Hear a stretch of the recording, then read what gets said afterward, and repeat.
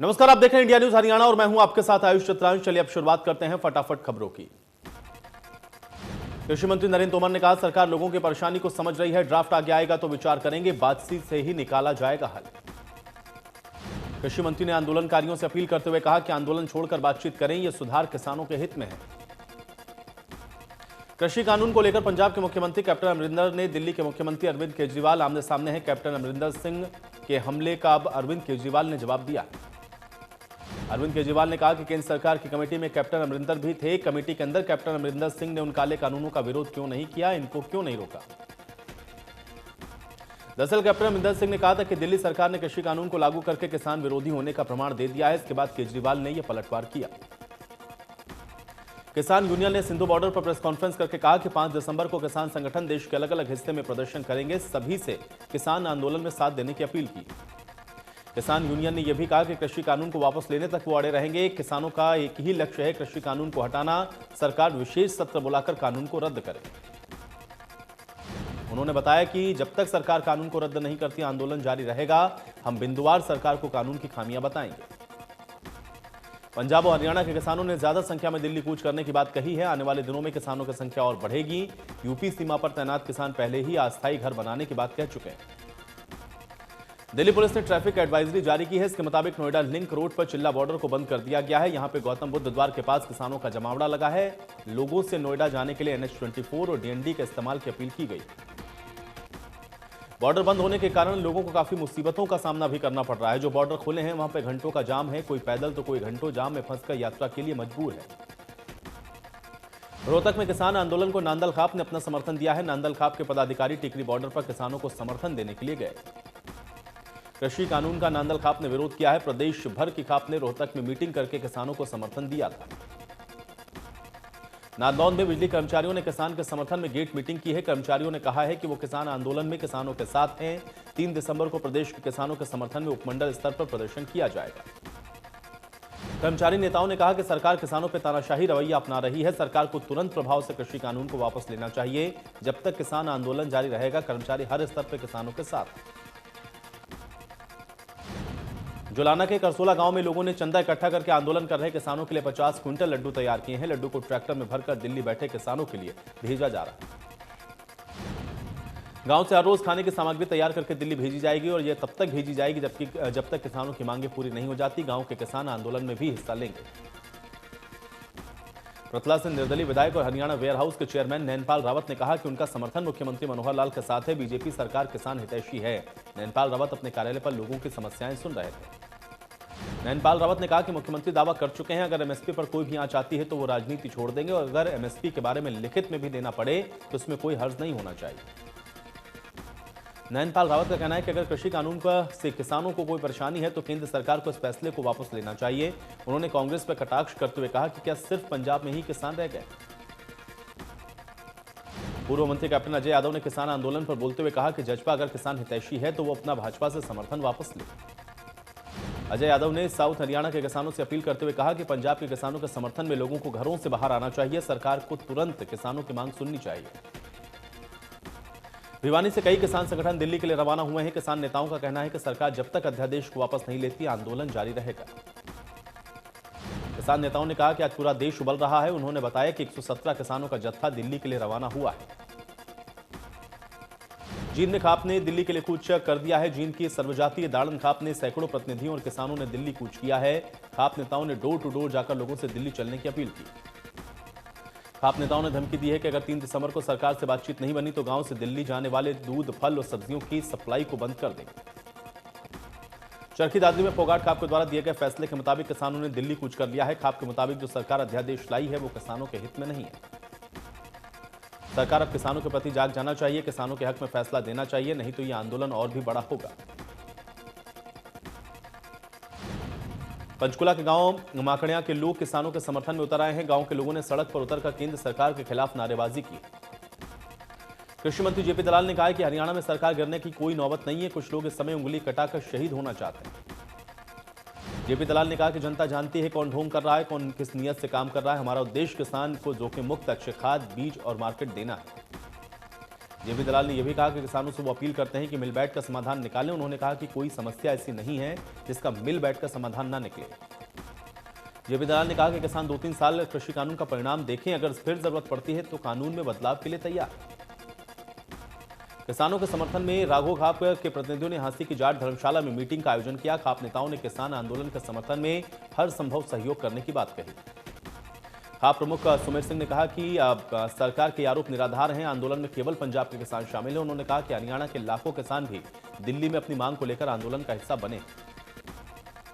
सिरसा के गांव जमाल में कोऑपरेटिव बैंक में चोरी की बड़ी वारदात को अंजाम दिया गया। चोरों ने कटर की मदद से बैंक के गेट और सेफ बॉक्स को काटकर 14,59,000 रुपए चुरा लिए। फतेहाबाद में ससुराल वालों ने अपनी बहू और उसकी बच्ची को घर से बाहर निकाल दिया। पति करोड़ों रुपए की देनदारी के चलते अपनी पत्नी को छोड़कर फरार। विवाहिता घर के बाहर धरना देकर खड़ी रही। मौके पर पहुंची पुलिस ने मामले में हस्तक्षेप किया। महिला को पुलिस थाने ले आई। महिला की शादी को 10 साल हो चुके हैं।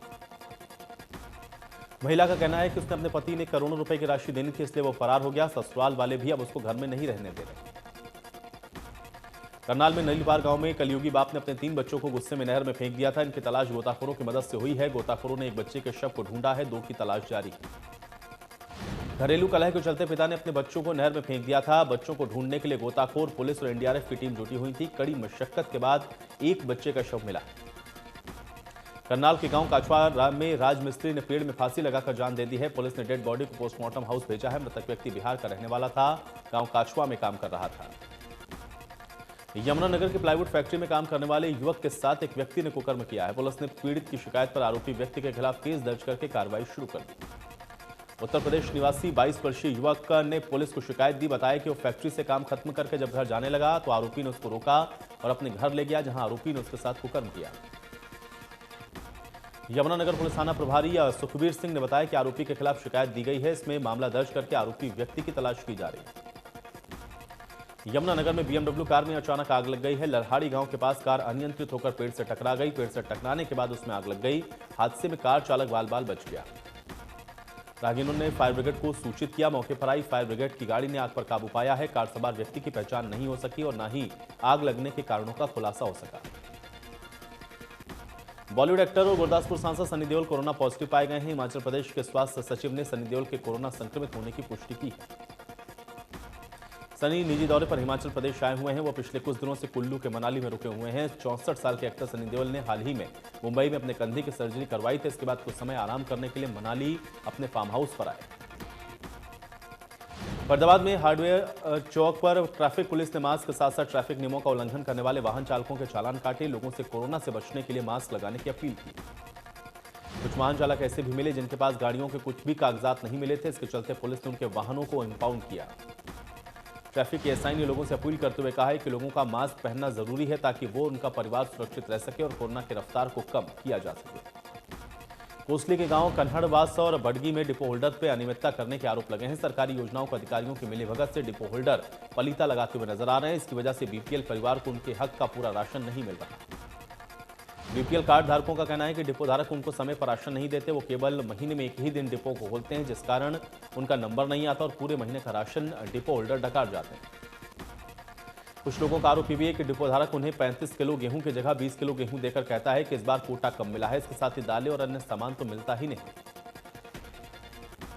कैथल में पटवारी को रिश्वत लेते हुए रंगे हाथ विजिलेंस की टीम ने पकड़ा है। विजिलेंस की टीम के इंचार्ज इंस्पेक्टर ने कहा है कि हमें प्योदा गांव में एक व्यक्ति ने शिकायत दी कि पटवारी के इंतकाल के नाम पर 2,500 रुपए की मांग की जा रही, जिसमें 1,000 रुपए पहले उन्होंने पटवारी को दे दिए थे और 1,500 रुपए देना बकाया था। तो उन्होंने विजिलेंस की टीम से संपर्क किया और पटवारी को रंगे हाथों पकड़वा दिया। सिरसा के एफ ब्लॉक स्थित रुई के गोदाम में आग लग गई। सूचना मिलने पर फायर ब्रिगेड की टीम मौके पर पहुंची है। लाखों के नुकसान होने की आशंका जताई गई। पंचकुला में अपनी मृतक अधिवक्ता बेटी को इंसाफ दिलाने की गुहार को लेकर के परिवार डीजीपी ऑफिस पहुंचा है। परिवार ने बताया है कि पुलिस हमारी बेटी की मौत को आत्महत्या बताने में लगी है, जबकि उसकी हत्या की गई। अंबाला में रेलवे ने पंजाब जाने वाली ट्रेनों को पटरी पर दौड़ाना शुरू कर दिया है। मालगाड़ियां तो पूरी तरह से चल रही हैं, लेकिन सवारी गाड़ी भी अब से शुरू होंगी, बाकी कुछ दिनों में शुरू कर दी जाएंगी। अंबाला रेलवे के डीआरएम ने बताया है कि पिछले 3 दिन से मालगाड़ी अपने पूरे रूटीन में आ गई हैं, चल रही हैं। थोड़ी सी समस्या कुछ स्टेशन पर थी, इनकी वजह से गाड़ियों को अमृतसर तक नहीं भेजा जा सका था। डीआरएम ने यह भी बताया कि सवारी गाड़ियां भी धीरे धीरे चलाई जाएंगी। 3 सवारी गाड़ियों को भेजा गया है और जल्द ही बाकी गाड़ियों को भी रूटीन में चला दिया जाएगा, जिससे यात्रियों को अब कोई परेशानी नहीं होगी। गुरुग्राम में मुख्यमंत्री उड़न दस्ते ने सेक्टर 27 के एक मकान में चल रहे अवैध कॉल सेंटर पर रेड की है। आरोपी अवैध कॉल सेंटर 2.5 लाख रुपए महीना का किराया देकर चला रहा था। कॉल सेंटर में 22 लड़के और 4 लड़कियां काम करते हुए मिले हैं। इनके कब्जे से 7 हार्ड डिस्क बरामद की गई हैं। आरोपी यूएस में बैठे लोगों से SSN यानी कि सोशल सिक्योरिटी नंबर के नाम पर धोखाधड़ी कर रहे हैं। साइबर क्राइम ने केस दर्ज किया। फर्जी कॉल सेंटर के मालिक का मौके से फरार हो गया है, लेकिन इसके 2 पार्टनर्स को पुलिस ने गिरफ्तार किया है। प्रदेश में 3 निगमों के लिए जल्द चुनाव का ऐलान हो सकता है। इसको लेकर के बीजेपी ने अपनी तैयारियां अभी से शुरू कर दी हैं। अंबाला नगर निगम प्रभारी सुभाष बराला ने पदाधिकारियों की बैठक ली। चुनावों के इच्छुक प्रार्थियों से आवेदन मांगे। सुभाष बराला ने कहा कि कर्मठ कार्यकर्ताओं को टिकट दी जाएगी। चुनाव विकास के मुद्दे पर लड़ा जाएगा। किसान आंदोलन का इस चुनाव पर सकारात्मक असर रहेगा। यमुनानगर के हुडा सेक्टर 17 में LIC कार्यालय में स्ट्रांग रूम में 40 लाख रुपए गायब हो गए हैं। मौके पर सिर्फ 2 लाख रुपए ही मिले हैं। हैरानी की बात यह है कि कैश काउंटर का ताला भी नहीं टूटा था।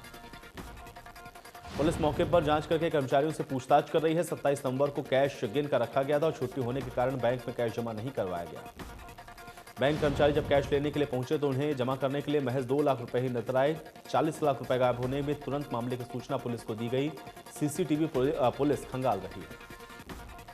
करनाल में एक महिला सहित 2 अलग अलग जगह फांसी लगाने के मामले सामने आए हैं। मध्य प्रदेश की रहने वाली 21 वर्षीय महिला ने पोल्ट्री फार्म हाउस में फांसी लगाकर आत्महत्या कर ली। फरीदाबाद के JC बोस YMCA विश्वविद्यालय में आयोजित IT/OT स्टार्टअप चैलेंज 2020 प्रतियोगिता के विजेताओं को पुरस्कृत किया गया। इस दौरान RSS के राष्ट्रीय कार्यकारिणी के सदस्य इंद्रेश कुमार ने चीन पर बड़ा आरोप लगाते हुए कहा कि चीन ने कोरोना वायरस बनाकर वायरल किया, जिसे भारत तक लाने का काम तबलीगी जमात ने किया। सिरसा जिले की CIA शहर में ऑटो मार्केट क्षेत्र से चोरी की गाड़ी पर दुर्घटनाग्रस्त हुई गाड़ियों की चेचिस और इंजन नंबर लगाने वाले गिरोह का पर्दाफाश किया। एक आरोपी को गिरफ्तार करते हुए पुलिस ने 2 गाड़ियां आरोपी के कब्जे से बरामद की हैं। पकड़े गए आरोपी को अज्ञात में पेश करके रिमांड पर लिया गया। वहीं रिमांड अवधि के दौरान इस नेटवर्क से जुड़े अन्य लोगों के बारे में जानकारी हासिल की जाएगी। धुंध के मौसम में सड़क हादसों में वृद्धि देखते हुए हरियाणा ट्रांसपोर्ट डिपार्टमेंट ने इस बार कई कदम उठाए हैं। सड़क हादसे में 20% की कमी लाने के लिए सभी वाहन पर रिफ्लेक्टर लगाए जाने का काम शुरू किया गया। यमुनानगर में ट्रॉलियों और ऑटो सहित ट्रकों और अन्य वाहनों पर भी रिफ्लेक्टर टेप लगाए जा रहे हैं। तो वहीं माइनिंग जोन और क्रेशर जोन में आने वाले ट्रकों पर भी रिफ्लेक्टर टेप लगाए जाने के निर्देश जारी किए गए। टोहाना में पुलिस ने डिस्ट्रिक्ट टाउन प्लानर की कार्रवाई की शिकायत पर कार्रवाई करते हुए एक दिन में 6 अवैध मामले कॉलोनी काटने के संबंध में दर्ज किए हैं। अलग अलग मामले में 10 लोगों के खिलाफ विभिन्न धाराओं के तहत पुलिस केस दर्ज करके जांच में जुट गई। दिल्ली बॉर्डर पर किसानों के आंदोलन की वजह से पानीपत में सब्जियों पर इसका असर पड़ता हुआ दिख रहा है। पानीपत से भारी मात्रा में सब्जी दिल्ली जाती थी। सब्जी की खपत और डिमांड ज्यादा थी। इसके चलते किसानों को सब्जियों के अच्छे भाव मिल रहे थे, लेकिन अब ये दिक्कत सब्जी वालों को पेश आ रही है। करनाल में महिला एवं बाल विकास विभाग के दफ्तर के बाहर आंगनवाड़ी वर्कर्स ने प्रदर्शन किया है। आंगनवाड़ी वर्कर्स का कहना है कि जब तक उन्होंने अपनी मांग को लेकर कैथल में प्रदर्शन किया, तब तक इन पर पुलिस की तरफ से हल्का बल प्रयोग किया गया, बदसलूकी की गई। इसको लेकर के कार्रवाई होनी चाहिए। लोकसभा विधानसभा के तर्ज पर कुरुक्षेत्र जिला परिषद का 2 दिवसीय सत्र शुरू हुआ है। पहले ही दिन गैरहाजिर रहने वाले अधिकारियों को जिला परिषद के चेयरमैन ने नोटिस जारी किया। सत्र के पहले दिन कुरुक्षेत्र कार्यालय के अंतर्गत आने वाली स्कीमों के विकास कार्यों की समीक्षा की गई। इसमें सब हेल्थ सेंटर, स्वच्छ भारत मिशन, ग्रामीण प्रधानमंत्री आवास योजना, ग्रामीण PMY योजना आदि की समीक्षा की गई। मुंबई में यूपी के CM योगी आदित्यनाथ ने अभिनेता अक्षय कुमार के साथ मुलाकात की। इस दौरान मुख्यमंत्री ने कहा कि प्रदेश में फिल्म निर्माण की असीम संभावनाएं हैं। सरकार फिल्म निर्माण की गतिविधियों को बढ़ावा दे रही है। प्रस्तावित नोएडा फिल्म सिटी को लेकर उत्तर प्रदेश के मुख्यमंत्री योगी आदित्यनाथ तो महाराष्ट्र के मुख्यमंत्री उद्धव ठाकरे आमने सामने हैं। नोएडा में फिल्म सिटी बनाने की कवायद से CM उद्धव ठाकरे नाराज हैं। Indian merchant of chambers of commerce में बात करते हुए मुख्यमंत्री उद्धव ठाकरे ने कहा था कि राज्य का कोई भी उद्योग बाहर नहीं जाएगा, बल्कि राज्यों के उद्योगपति महाराष्ट्र में उद्योग लगाने के लिए आएंगे। राज्य के उद्योग राज्य में ही रहेंगे। CM उद्धव ठाकरे ने कहा कि कंपटीशन होना अच्छी बात है, लेकिन चिल्लाकर धमकाकर कोई ले जाना चाहेगा तो मैं वो होने नहीं दूंगा। दम है तो यहां के उद्योग को बाहर ले जाकर दिखाएं। प्रदेश में कुल मरीजों की संख्या 2,35,000 को पार कर गई है। 24 घंटे में 1,871 नए मरीज मिले हैं। 28 की मौत हुई है। एक्टिव केस 17,000 से ज्यादा। देश में 24 घंटे में 36,456 नए केस मिले हैं। 500 मरीजों की मौत हुई है। 94,99,000 से ज्यादा टोटल केस हैं। 4,27,000 से ज्यादा केस एक्टिव।